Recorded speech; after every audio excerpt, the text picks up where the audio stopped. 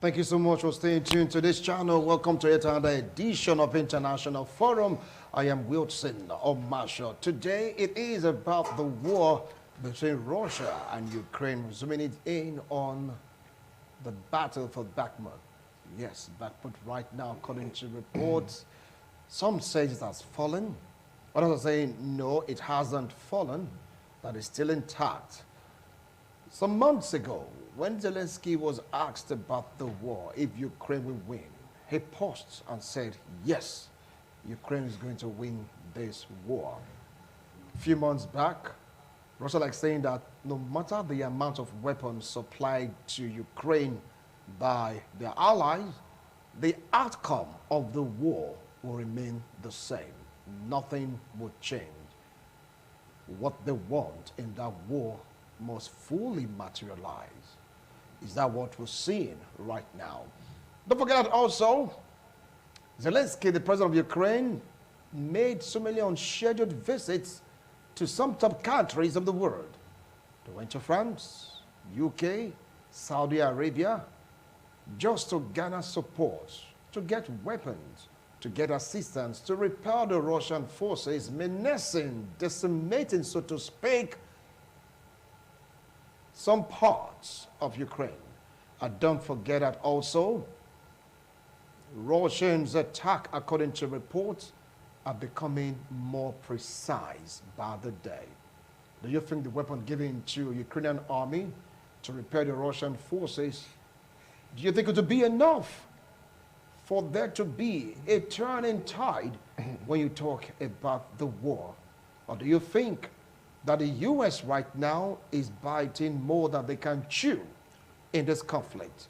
What do you think is the global impact of the raging war between Russia and Ukraine? Don't forget the promise of Wagner Group that said, look, early June, anything about Bakhmut will be Russian. They're going to deliver Bakhmut to Russia. And Zelensky is saying, no way. Bakhmut is still in the control of the Ukrainian government. All these and more will take a look at on today's installment of our International Forum. With me here in the studio, I have a legal practitioner, a human rights activist, public affairs commentator. Join me to welcome Barrister Emmanuel Obakpalo. I appreciate your coming. Pretty good day, Nigerians. Good afternoon, Wilson. I say very close to me, he is a political analyst, a politician, public affairs commentator. Both of them, both local and international politics, they are well grounded. Join me to welcome Honorable Etionsa Igebo, a.k.a. Sonny. I've not forgotten about that, you know. It's been a while. You've been out politicking. Yeah, I'm back home now to marry my money. All right, all right. Well, when all these things started, you were very certain about your views and opinions about the war. You made us to understand way back that the war is quite sensitive. You cannot expect a Ukraine to repel a Russia. And people like saying that what Russia is doing to Ukraine is not so cool. And they've given Ukraine so much support, so much backup, so much backing, so much encouragement. Everything they apply pilots how to fly, how to operate this weapon. I mean, from your standpoint, from your perspective, Honorable, what's your view? What is happening right now when it has to do with the survival or the battle in Bakhmut? My view, I think the war should start. The war should start. Yeah, I think it's dragged long enough. I think both parties should sit on the negotiating table.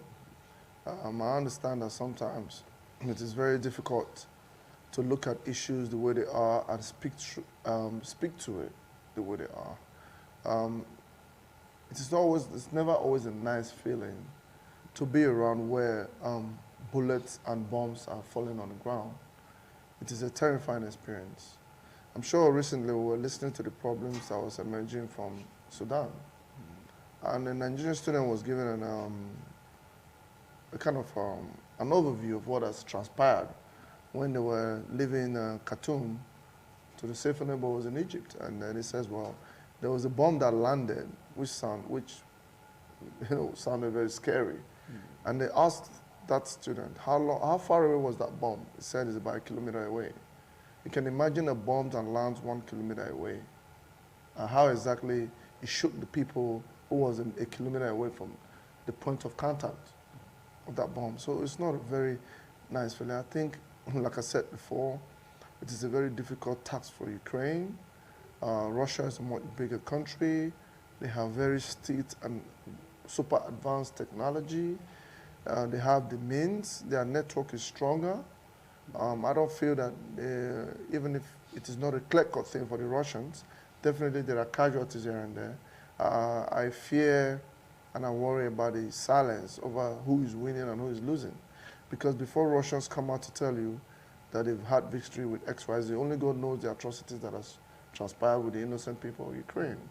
So to me, I personally feel Zelensky keeps staying and living in bunkers, coming out to make broadcasts on how the people should fight.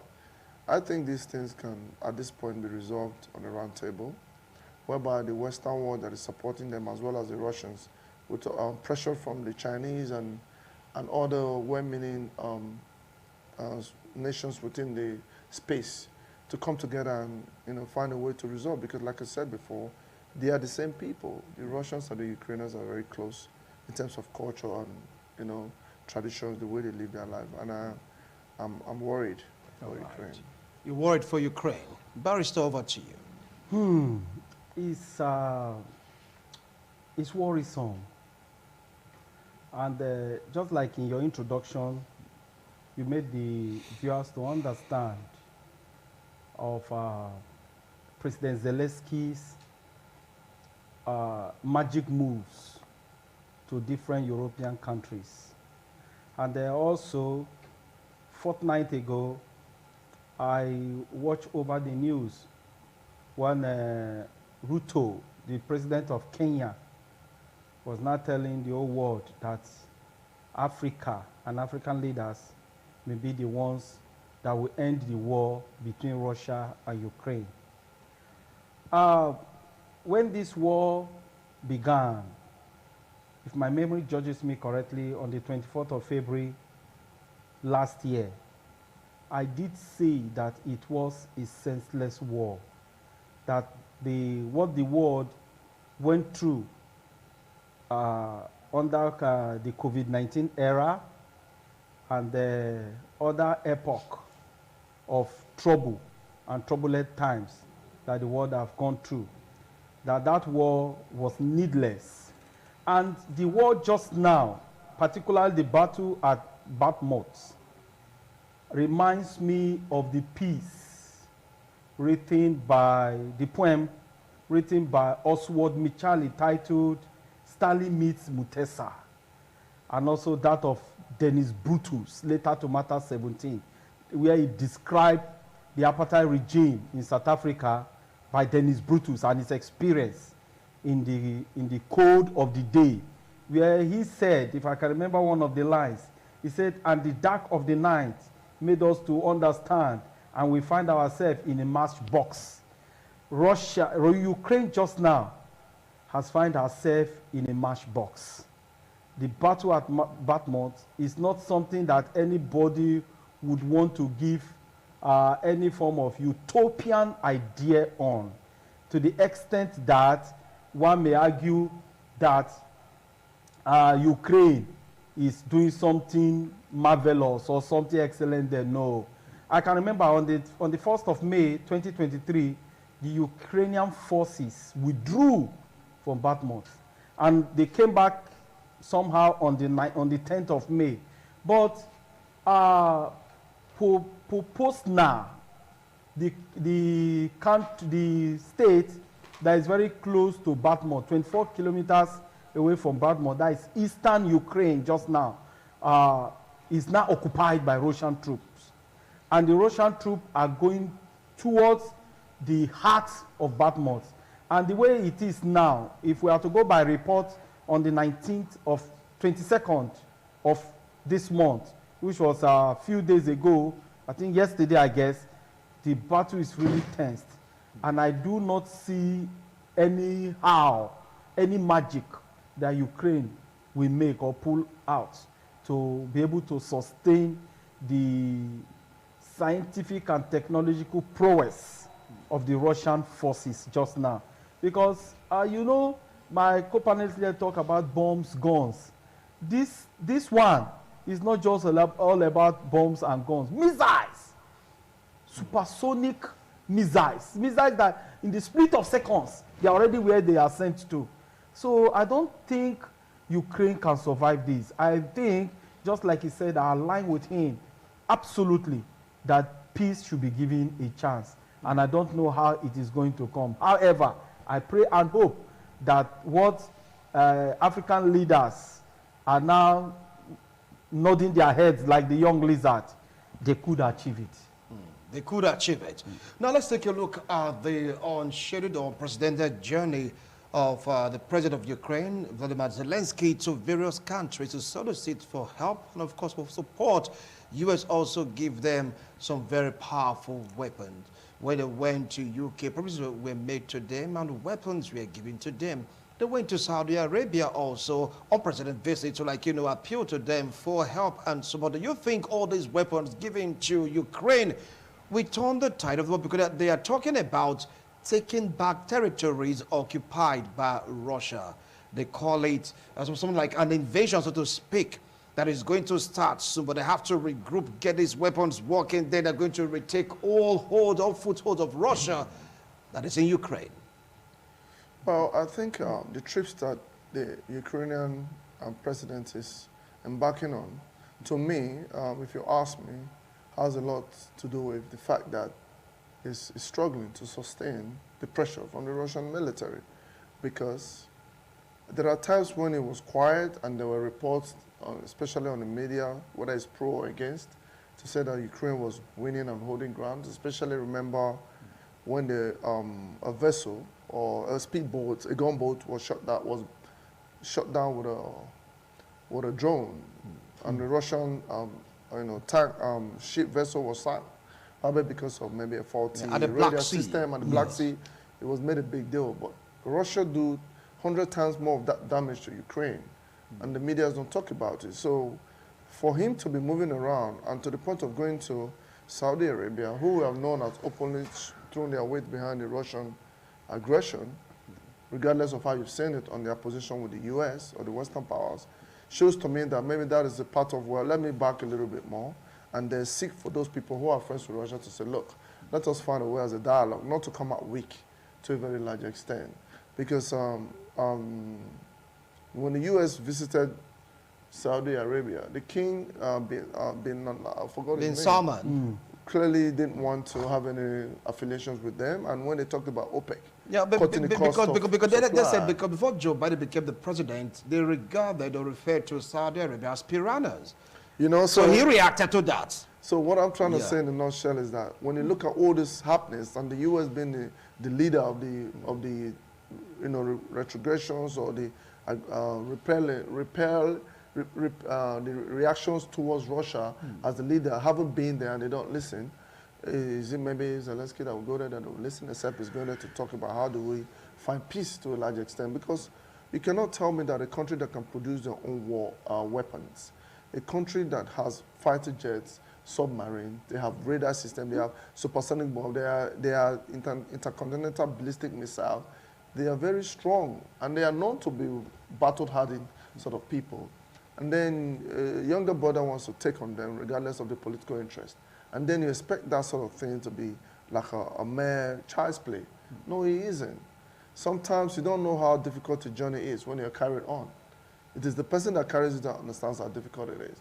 Remember, this war, they are managing this war, whether the Western world that has interest with Ukraine and the Chinese who have clearly opened their doors to say, well, look, we are supporting Russia. Iran is supporting Russia. All these people, they have their different views on why the war should happen. But if you go back and ask me why Zelensky is now making those moves, things he never did before, I think it's kind of reverse psychology kind of hope for me to believe that if the Saudis opens their door when they even rejected cutting down on the OPEC supply in terms of increasing supply when it was biting, and then Turkey and Saudi and the Chinese got involved to plead with Russia to allow grains to go through and things like that. You can already understand that to an extent when Zelensky makes some comments that is not very favorable to those who are asking him to do X, Y, Z, especially with the Western world. You can already tell that there's a bit of a soft spot coming from his part. The aspect of saying supply them weapons and supply them weapons, there's also reports that because of the nature of how things are done in Ukraine, being a very corrupt country to an extent, those weapons that are brought is sold in the black market. Sold in the black market? Yes, no, these are not speculations, though. Well, these are reports on a lot of notable channels that media houses that these weapons are falling into the wrong hands because the way they do racketing, it may end up as if these weapons are being sold out for other benefits and gains, you know, rather than using it for the war that they want to persecute. But then you have to look at training. You have to look at the coming in of mercenaries. You have to look at the capacity and the ability for Russia to target and bomb an arms depot. You can bring them arms, Russia will target and bomb them. So at the end of the day, it's like there's no peace in sight.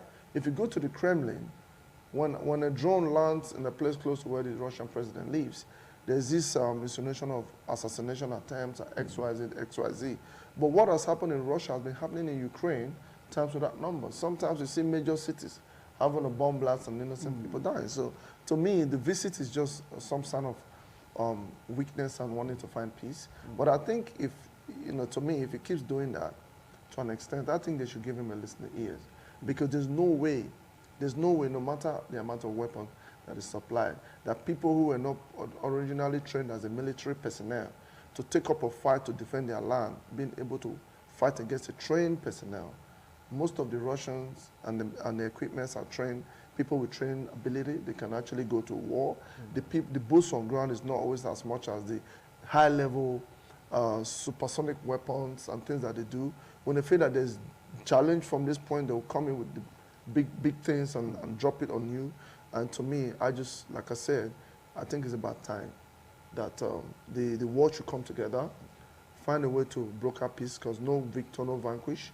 You and I, nobody's interested in what is happening to the innocent Ukrainian, whether they were right or wrongly attacked, or if Russia feels that they were threatened, that the NATO should not be extended to those areas. Like, for example, in the Scandinavian countries, like in Iceland and all these places where they say they want to make them a NATO thing, it's more of this character of the Western European, I call them urchins, who takes instructions from somewhere and wanted to constantly hold that sway and ego. Even in the Western countries like Europe, a lot of people are living very difficult now because of the challenges of this world. Now he talked about it's a sign of weakness and a sign for look for a soft landing to tell these guys to stop the assault. Some termed it desolation of Bakhmut, that Bakhmut will not be the same again for a very, very long time. You get to see the kind of artillery the Russians are using. The Russians also have been accused of using untrained soldiers to pinpoint and target where the Ukrainians are trying to launch their offensive, thereby dismantling, destroying, even annihilating so many Ukrainian soldiers and their weapons. All this should be taken by Zelensky. Do you think it's going to yield fruit? I agree with him absolutely that it's a sign of weakness and a sign of despair. Let me add to that. Because my worry here is Russia took the war to Ukraine. The war is fought in Ukraine. So I don't know the one that Zelensky is telling us, telling the world that we are battle ready, we are going to surmount, we are going to surpass, we are going to be victorious at the end of the day. War that is fought in your backyard, not in Russia. I don't know. So I think that this is the time that the United Nations should come in and appeal. Every form of pride should be put down and appeal to Putin to withdraw his forces. So they should appeal to Putin to withdraw his forces? Yes, because you know why? Putin will not withdraw his forces. The man has made up his mind. Once upon a time, Ukraine was part of the then USSR and other countries. But somewhere along the line, they were not able to manage the one-time superpower USSR. And that was what gave birth to other countries like Ukraine, Uzbekistan, Bosnia, Herzegovina, and Georgia, others. and the rest of them. Yes. Now, there is problem between the big brother and the small brother. And the whole world folded its hands to see how it is going to end. I don't think we need to allow this war to come to an end as the international community envisages. Rather, the end should come now. Because so far, with information making the rounds, the only part of Russia that has not been deeply afflicted, No, Ukraine. let me use that word, Ukraine rather, yes. that is not deeply afflicted, is Kiev. And I think it's for a reason. Let us not go the way of Saddam Hussein, how he was captured, killed. Muammar Gaddafi was captured, killed. Because Russia is just going around taking every other city. Now, you just hold on now. We'll return after this break. You're going to give some more words to your thought about the visiting of other countries by the president of Ukraine, Vladimir Zelensky. And how do you think all this will pan out? Don't go away. We'll be right back. Thank you so much for staying. If you just joined us, this is International Forum, taking a look at the Ukraine-Russian war, the battle for Bakhmut. Some are saying it's a desolation because Bakhmut is not the same. But the president, Zelensky, is saying that the Ukrainian forces are very much in control of Bakhmut. But according to a report, that might just be a fallacy of his own imagination because the Russian forces, they are advancing terribly. It's a sorry sight. You really need to see the video. Yeah, you got to see the Russian assault, what they are doing, the kind of weapon they are using. And the Ukrainians are even complaining that the Ukrainian army, they are saying that this attack are beginning to be more precise as the day goes by. Zelensky is out there shopping for help, shopping for weapons, begging, pleading, help us out. How do you think all this will pan out? Please continue with your line of thought before we went to that break. I really feel for the young man. I really feel for President Zelensky just now. But he's not backing down. He said they'll recover. I said they're going to win the war. The man has given up. The man is just he's trying to encourage himself because and I don't know what type of encouragement anyway. Maybe there is something supernatural that we are not aware of. But going by what is on ground just now, like I did say, I was talking about other cities around Kiev. And Popasna, 24 kilometers from Bakhmut, has been taken over by the Russian forces. So, and if you see, just like you said, they are now precise and specific. Russia is, see, the Russian forces are very tactical. They go for what they want. And you know, in war, you have victims of the war. Like Lucky Dube puts it, he said we are the victims. And I think Ukrainians are the victims of this war. Because the war is fought in their own backyard. So Zelensky now going, the same people who told him, we are going to send you leopard, we are going to send you tiger, we are going to send you tortoise, we are going to send you all manner of weapons. Where are the weapons now? And why are they slow? Why are they not committed to their commitments earlier made to Zelensky and Ukraine? So you now see that the man now, once upon a time, we saw him at the front of the war, despite the fact that he's a comedian and not a military trained personnel. But now, he cannot go to the front of the war. Instead, he has now engaged himself in traveling to other countries, maybe to solicit for weapons, which they once upon a time promised him. I think, like I did say, let us put pride down and see how this war would come to an end. If not, I tell you, Wilson, Ukraine can never remain the same, the way the war is going.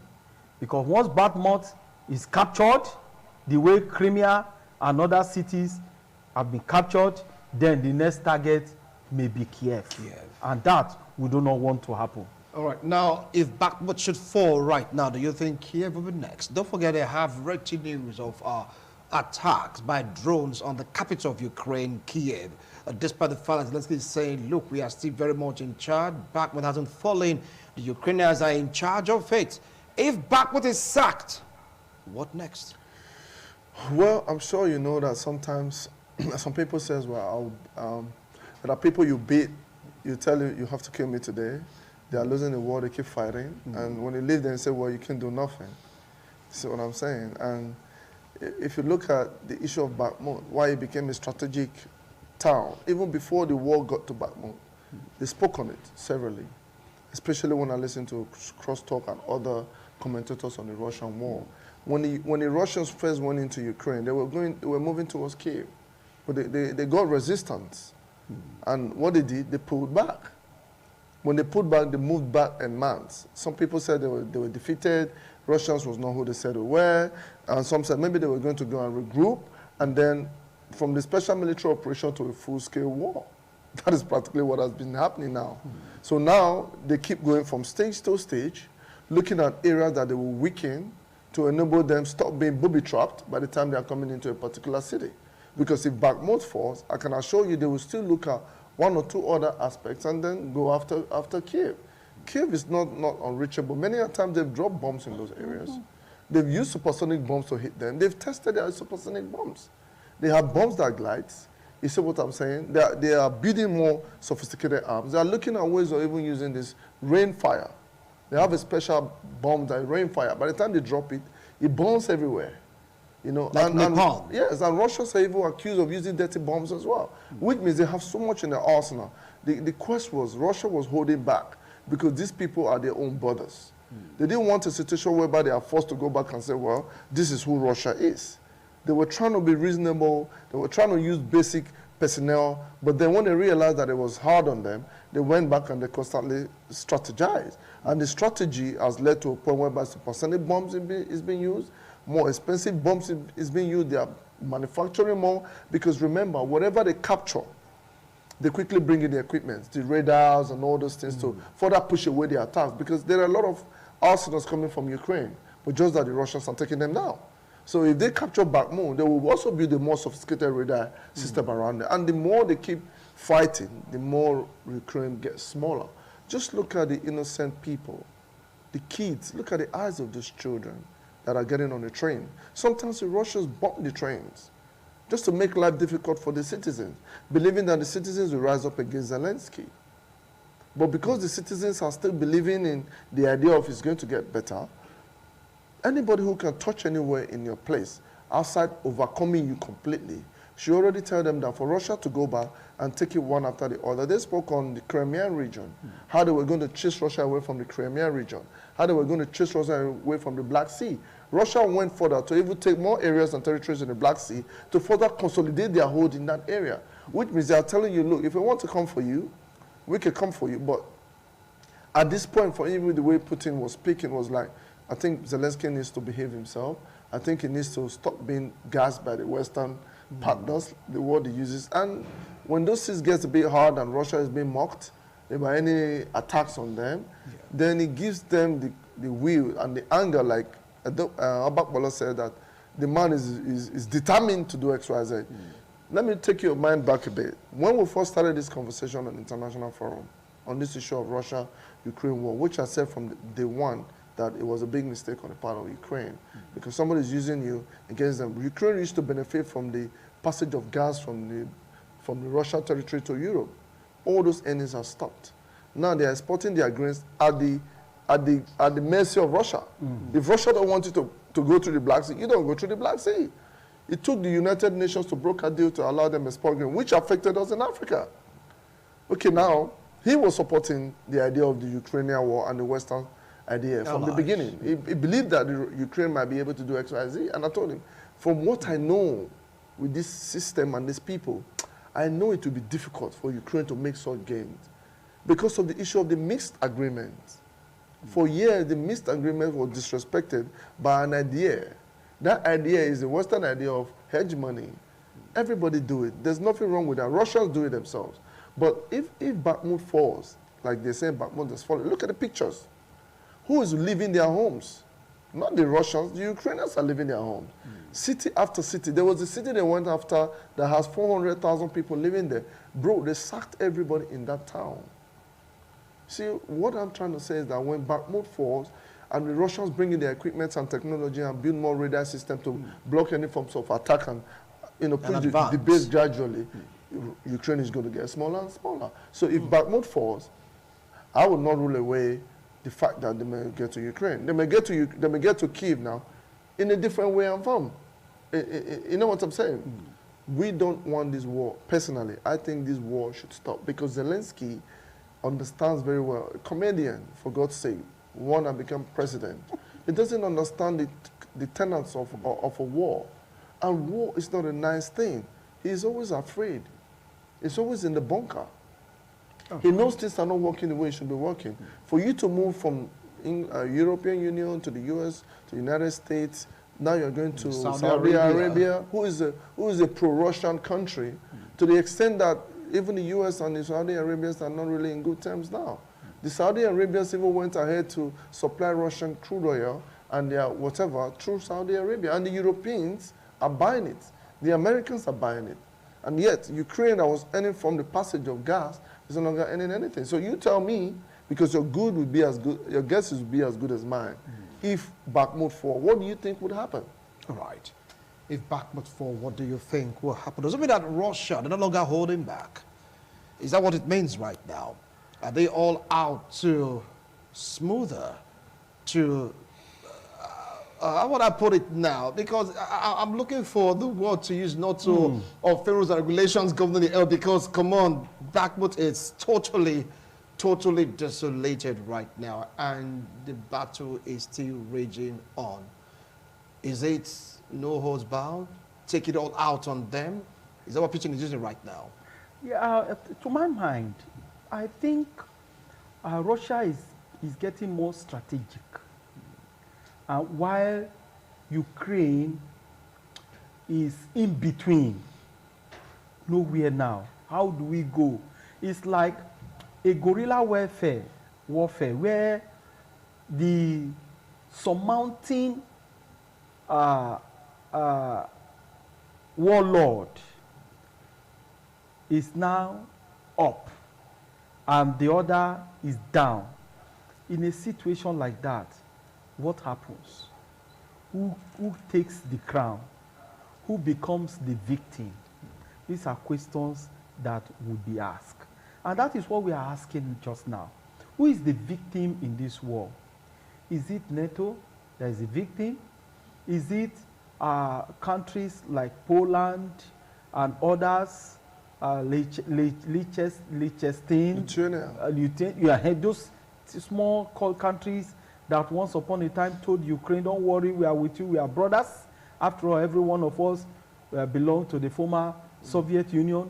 But today now, they have abandoned Ukraine. Have they really abandoned them? Yes. Don't forget that Poland supplied fighter jets. Fighter jets. Germany supplied, is what they call Tiger or Leopard armor tank they personnel. They promised all of that, but they didn't get there. At a point, Zelensky became confused. He was now shouting, you promised us this. Where are they? The German question is, does he need to call for the promises made to him, even when they saw the war raging on him? And I think the answer is a no. But yeah, the man find himself that he's been let alone. If not, why is he now traveling around Europe?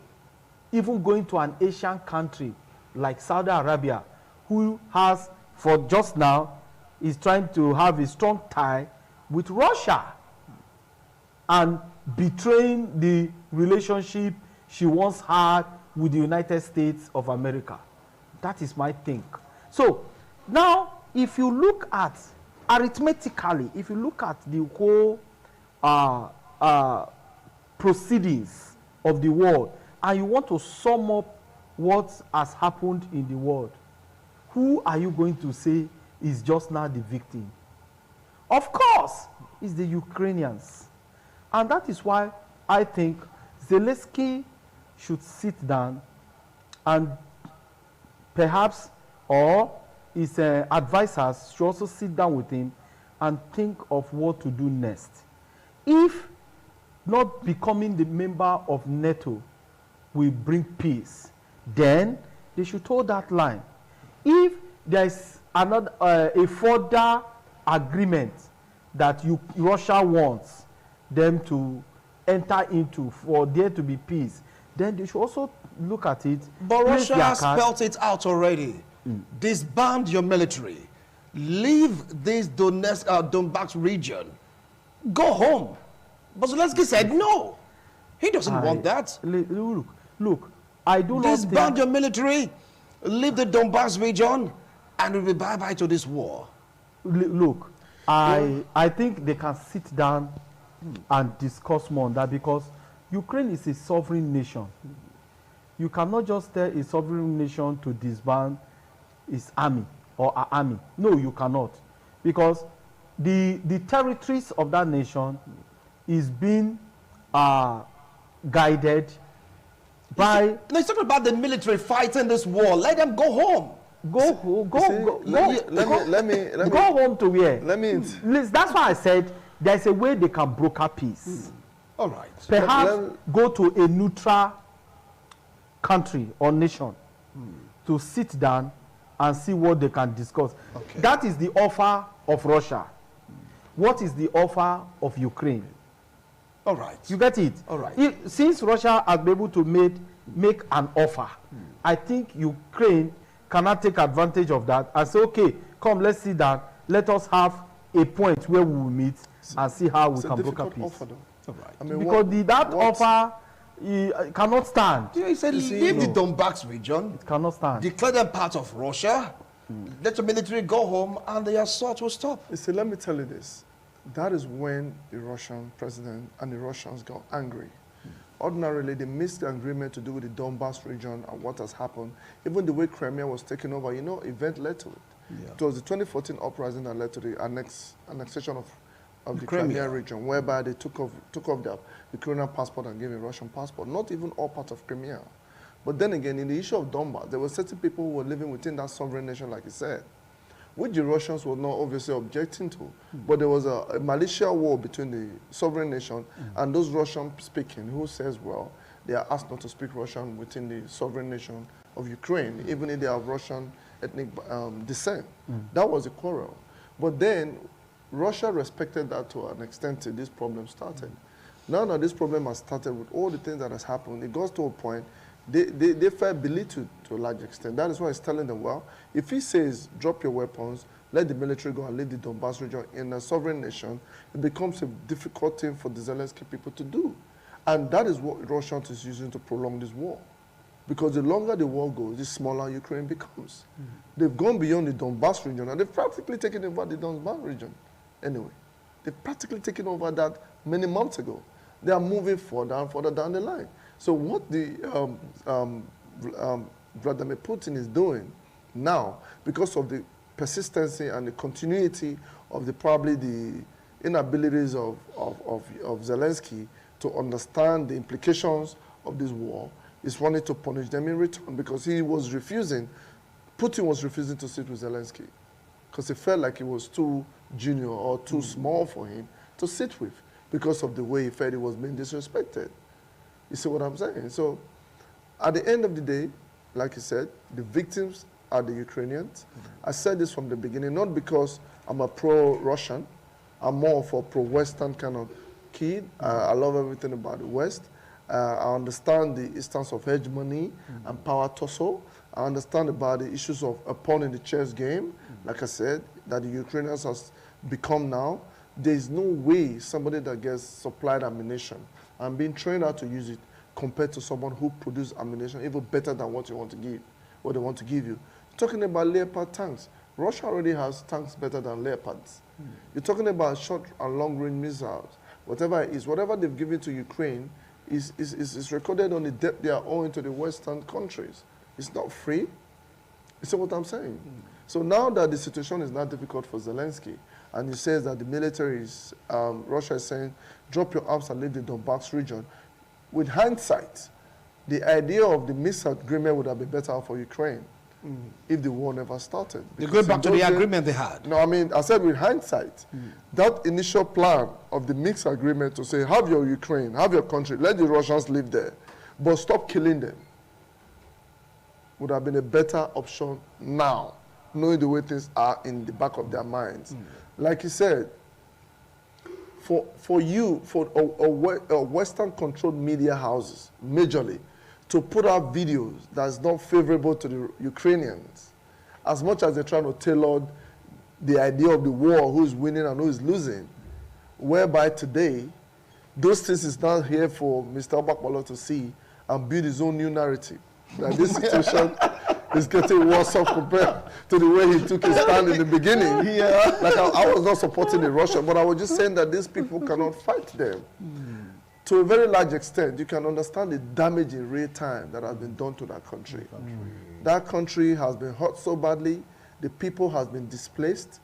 They've lost many things. It's going to take years and years and years to rebuild. At a point, after they finish with one town, I can't remember the town, Russia offered to say, well, if they've learned this lesson and they're willing to pull back, we will rebuild this town. Yeah, yes. We are willing to rebuild. It means it's more like a stick and carrot approach. We will hit them hard. When they don't want to listen, we'll give them an option, things like that. So what I'm saying is that the Ukraine war was a war that was not supposed to happen. It is a war of interest of a few, and those few has their reasons. Some of us don't know the history between the Western countries and the Russian state. So they may have things that they want to settle, which may never be in our own domain to assess, to justify why the Western world wants this to happen. And also the Russian aspect of their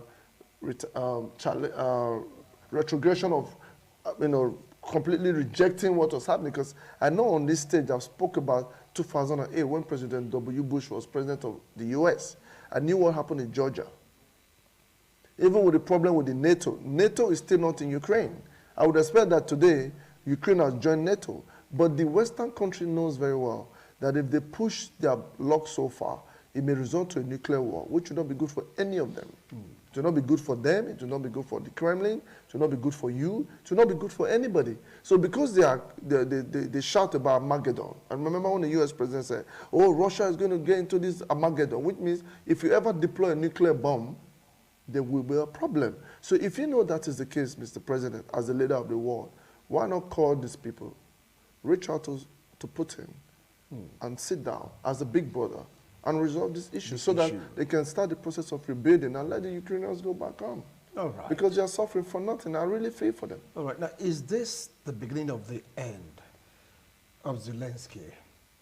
Because I was saying that whether you like it or not, the more Russia conquers territories, they may not give it back. And talking about reclaiming it is almost an impossible task. Most of the weapons given to the Ukrainian army, and Zelensky is dead. These people rising against Zelensky at this particular point in time, so that this war will just come to an end. Zelensky made an error from the beginning. And whenever I hear him talk, my mind tells me just one thing about him. He was banking on the assurance or assurances made to him by other Western powers. Led by the US? Yes. NATO gave him the impression that they will protect him, they will defend Ukraine, and that Ukraine will come out of this war successfully. But come to think of that, what we are seeing just now, is that the position? The answer is a no. And who are the victims? Again, I ask. Ukrainians are the victims. Then, where is NATO? What are they really doing about it? So, it goes to tell that Russia is a very powerful nation in the world. And when you want to fight a powerful nation like Russia, you need to think twice in the language of Phil Collins.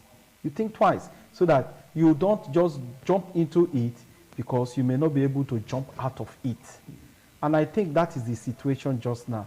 So looking at the war, looking at the results of the war, and looking at the end to the war, you will agree with me absolutely that I think if there's any person or any nation between the two that needs the war to end just now, is obviously Ukraine. So if that is the position, that Ukraine is the one that needs the war to end, then Zelensky should apply wisdom. Like the Bible puts it, that wisdom is profitable to direct. In getting wisdom, get understanding. So I think he needs an understanding to apply this wisdom for this war to come to an end. Briefly, what advice do you have for Zelensky? He has already advised him, use wisdom, let it stop. I think... 1 minute. Well, I think I'm happy that Barrister Bakhmut... Once he changed his view, he changed his view. When Barrister started, I was like, no, Ukraine must conquer. I think I'm happy today that Barrister Bakhmut is not taking a stand of what when we started last year. Yeah. I told you we were going to come to this stage. I'm not a soothsayer. I just look at things from an informed point of view. I know that we're going to get to this stage, and I'm happy that now he can also see things from the trajectory at which I'm saying it. And he has said it quite rightly. Zelensky should apply wisdom at this point. The end of him, well, I don't necessarily think that is the case. People quarrel and they make up. Both people are the same. The languages are not much different. Right. Their characters are not much different. Slovakia, all these places I visited. I know people from there. They all behave like Russians. So if tomorrow they have security guarantees and they pen on the dotted lines, led by the US, I'm sure that they can have their territories back to assure that in the future, such NATO aggression or NATO expansion will not move to the east. Because as long as Putin is concerned, NATO cannot be on his doorsteps. Thank you so much, gentlemen. Well, you've heard them. And the onset was like two different persons talking. This must be, that was about, now probably like, come on, Russia, take it easy. No, for real, it's too much. It's just too much. The solution is just too much. Come on. Let peace be the watchword. Gentlemen, thank you once more. I appreciate a wonderful analysis. We have to take a look at the issue because right now Wagner is saying, give us first week of June, Bakhmut is as good as sacked belonging to Russia. So they say, no, we are still in charge. But how true is that word? Only time definitely will tell. See you next week, Tuesday, God willing. Bye for now.